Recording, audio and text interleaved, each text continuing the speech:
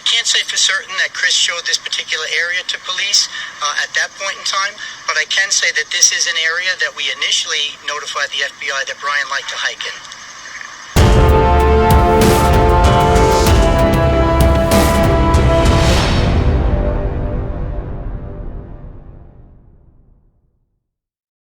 in. Welcome to Reporter Room, where we seek truth and justice.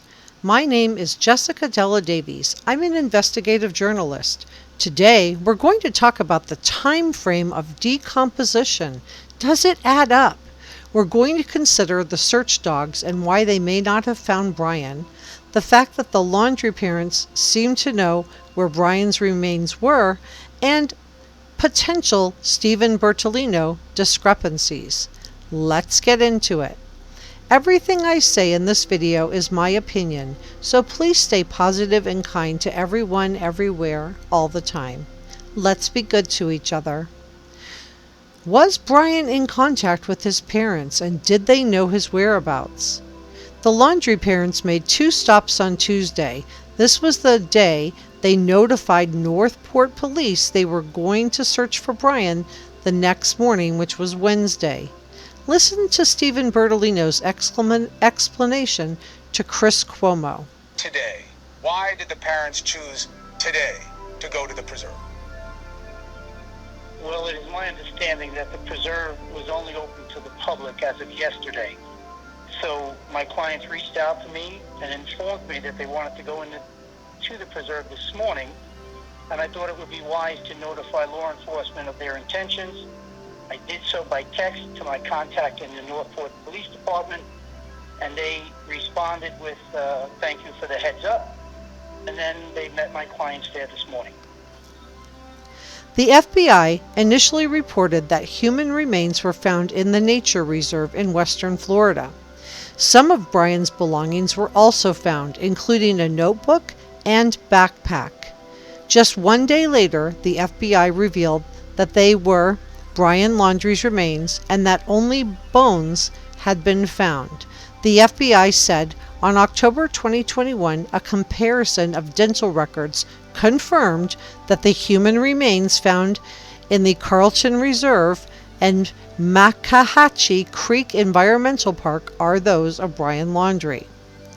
The FBI also revealed that Brian's remains found were just bones and part of a skull. We know they were able to identify Brian using dental records, so we know that either the upper jaw, which is called the maxilla, or the lower jaw, known as the mandible, were located. The coroner should be able to collect DNA samples from the bones to make sure that there is a match to Brian. So let's talk about the decomposition time frame, and please don't worry, I'm not going to show any human remains in this video. Let's look at the amount of time it takes for a person to decompose and establish a time, or at least a day, of death. As soon as a person passes, the body begins to decompose. The speed at which it decomposes depends on a variety of factors, including temperature, climate, moisture, and insects. Bodies normally break down more slowly in water than open air. However, in warm, swampy water, bodies can break down faster. Swampy areas are breeding ground for microbes. Heat and humidity also affect the rate of decomposition.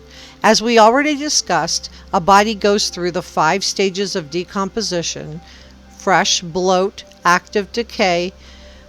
And how did the dogs miss that strong odor during the active decay? Skeletonization, which is the 5th stage, is when all the tissue is gone, and we know this is how Brian was found. Only bones were left. A body can completely decompose in as little as 9 days, but it can take up to a year. So Brian had to have passed a minimum of 9 to 10 days before his parents found him. Generally, it takes at least a month for the body to liquefy and then to skeletonize, but it can occur faster in moist areas like Florida. Once the heart stops beating and or the lungs stop breathing, cells in the body no longer receive supplies of oxygen from the blood. Blood drains from the upper surfaces and collects below. So if the body is facing up when the person passes, we would expect to see pale skin on the front of the body, while the back, the part that they're lying on, would become darker as the blood pools. Cells in the body are no longer receiving oxygen, and calcium ions leak into muscle cells, preventing the muscles from relaxing. This causes the muscles to become stiff, and this is known as rigor mortis. This can begin at the 3-hour mark and can last up to 36 hours. Because the cells are dying, the body has no longer any type of white blood cell to fight off bacteria, and bacteria usually begin the decomposition process. An exposed body can be reduced to bone in 10 days by insects. In the summer, this period can be reduced to 9 days. Has this whole discovery of Brian's remains been bothering you? Why didn't the dogs smell decomposition? Police officer and dog handler Kyle Hayen stated to Dan Abrams Live that the dogs should have been able to locate Brian's body. Hayen stated that he believed it was highly suspicious that cadaver dogs would have missed Brian's skeletal remains, even if they were located under the water. He stated, quote, "If the body had been there when they went by with cadaver dogs, and the body had been there for more than 2 or 3 minutes, the odor would have come through the water." Hayen stated to Newsweek, if the body was just sunk to the bottom of 6 feet of water and the dog goes by later, then odors probably would not have worked out of that thickness or depth of water. He further stated that he believed that the FBI was using search and rescue dogs and not cadaver dogs. However, the New York Post reported on October 15th that a cadaver dog had been brought in. However, if it was only 1 or 2 dogs, that's a lot of ground to cover. So we can see how maybe the dogs didn't pick up on cadaver odor. Hayden stated other contributing factors that could have impacted the cadaver dog search included a change in current temperatures, the period of time that the body was there, and if someone might have relocated the body. I find that part highly improbable. I don't think anyone relocated the body. But this case is so strange. The parents go to the park on their own, and within 30 minutes they find Brian's remains. A lot of people have questions because the police, FBI, and dogs have been in the area for 5 weeks and found nothing. So something does seem off. What do you think? So what about that AT&T visit on Tuesday? Weird that the Laundrie parents show little interest in finding Brian for 5 weeks, but Tuesday, after going to the AT&T store where Brian bought his phone prior to disappearing, they go home and call the Northport police to let them know they're going to search for Brian in the morning. Then Wednesday morning they show up, and 30 minutes later they find Brian's things. What do you think? Now we are learning that the Northport Police Department had surveillance cameras watching the Laundrie home. However, they were not installed until after Brian was reported missing. Bertolino discrepancies.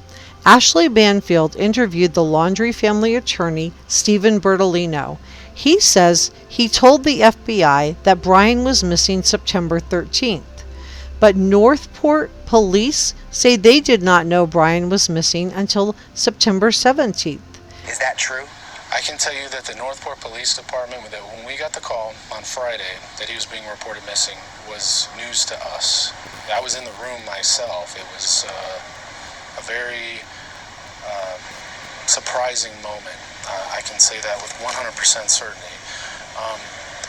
Whatever he may have said in passing, this is a situation where we're trying to, they were uncooperative on Saturday, not revealing any details. We got a missing young lady Really, their credibility was, what's going on there.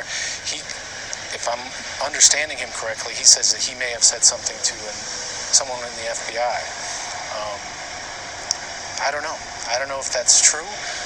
What I know is that none of our actions and what we've said show that that's a possibility at all. Apparently, Bertolino stated that Chris and Roberta Laundrie, who are Brian's parents, said Brian was grieving when he came home on September 13th. This is really weird because Gabby Petito's body was not discovered until September 19th. So did his parents ask Brian why he was grieving? Or did they already know? Bertolino stated to ABC News that, quote, Brian had been extremely upset. Chris and Roberta were extremely concerned about him. They expressed that to me. That when he walked out the door that evening, they wish they could have stopped him. They wish they could have, prevented him from going out. But he was intent on leaving. Chris said to me, I know in hindsight I couldn't stop him, but I just wish I could have. Do you find it odd that these parents knew their son was grieving but didn't ask him why? And as for how the Laundrie parents knew where to look for Brian, Bertolino claims that Brian's father Chris had hiked with Brian on several occasions and that the area was too flooded off the path during early searches. This makes sense. So therefore, Brian's parents were able to find him quickly. But if Brian was underwater, he should have floated to the surface if he wasn't weighted down, right? I sincerely hope Gabby Petito's family get justice. I hope we find out what happened to Kylen Shulte and Crystal Turner. And let's hope we get some answers on Brian's cause of death soon and what is in that notebook. I hope the authorities question Roberta and Chris Laundrie to find out what changed to make them suddenly decide on Tuesday that they had to go looking for Brian on Wednesday. We know authorities found a notebook, but we don't know if it will be readable because it was probably underwater. Or maybe Brian had the notebook inside his backpack, and maybe the backpack did help keep it dry. I want to close with a massive thank you to all of our new subscribers. You guys are so impressive. I'm really enjoying reading your comments. You have some great theories and ideas. Thank you so much. Please take care, and I will be back on Tuesday with another true crime video. If you found this video to be informative, please subscribe and give this video a thumbs up. Thank you for watching. See you next time.